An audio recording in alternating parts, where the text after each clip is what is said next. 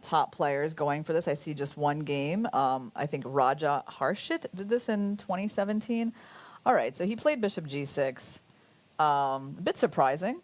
Yeah, I think Praggnanandhaa just wants to keep all the pieces on the board. Well, yeah, but like, look what happens now. Now he gets a weak, isolated pawn. Man, Magnus is just steering this game like exactly in the direction he wants. So he goes queen e2, pawn's under attack. King h8, queen takes. King h8, he gave up the pawn. Then there was a queen trade and bishop c5. And wow, yeah, no, this is going to be just, I mean, he's not even letting him get into the game.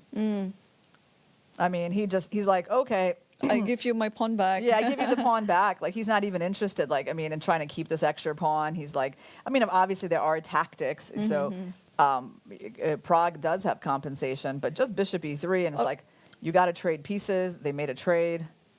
Or maybe it cannot be taken back, because after takes, how are you going to take this pawn back? How are you even getting this pawn back? Because there's maybe bishop rook f7. fe8. Bishop f7 is always there. But you... Yep, I go with this rook. Don't I get it back?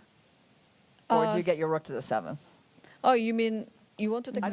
So black has to defend the pawn, and then I guess try to play knight c4. And I'll play rook d1 and get the 7 rank. Yeah. Yeah, so white is just definitely better here. Yeah. I mean, it's a tall order. But again, I really think that, like, making these correct choices, knowing what kind of, being able to go for these positions that are just unpleasant for the opponent, that's definitely a skill in itself. Right? Like, it might not look very exciting to us, right? Like, and Carlsen's obviously not trying to make this game exciting. He doesn't need any excitement in this game. But just imagine, like, remember what we talked about when you're in a situation where you need a draw, you want to kind of make your opponent forget that they're trying to play for a win. That's the situation that Pragg is in now. Like, you can see it, like, it. It's just completely obvious that even Pragg is looking at this and is like, I can't really win this. You can see it from his body language, yeah? Yeah, what did he do in terms, he went for rook e8, right? So, and you know what's Magnus? Magnus just went back with the bishop to b3. He didn't even try bishop f7, which is a little surprising.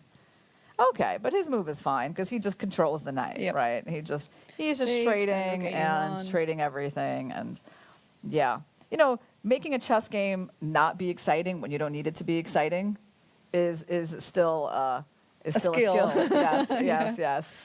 Yep, and Magnus is doing it. I mean, so far he's been like the director of their match, because on the first and second game of their classical matches, Magnus didn't into it at all, right? And then he just felt like, okay, I just want to make a quick draw, and quick draws they were. Yes. And now he's finally had his time to make extra rest. Yep. And now he's coming back on the tiebreak, and just like totally a director. Like he. Yeah, that's a good way to put it, for sure. I mean, he has set the tone for their match. Pragg had his chance to play that first game where he was white. I mean, he did what he could. Magnus had to defend a bit. He did that, and then, again, when Pragg is white, I mean, he's trying to play. He had his chances today, too. He certainly did his best to create a game in that first rapid game. Yep. But Magnus just managed to neutralize it, and using his experience, his defensive skills, everything. And then kind of being relentless in that end game that he's known for. Oh, wow. And he took the draw. And congratulations to Magnus Carlsen, our Fide World Cup's winner. Wow, yeah, this is such a good match. You have to say, he just got the job done. But he also produced a show for the chess world in that first game.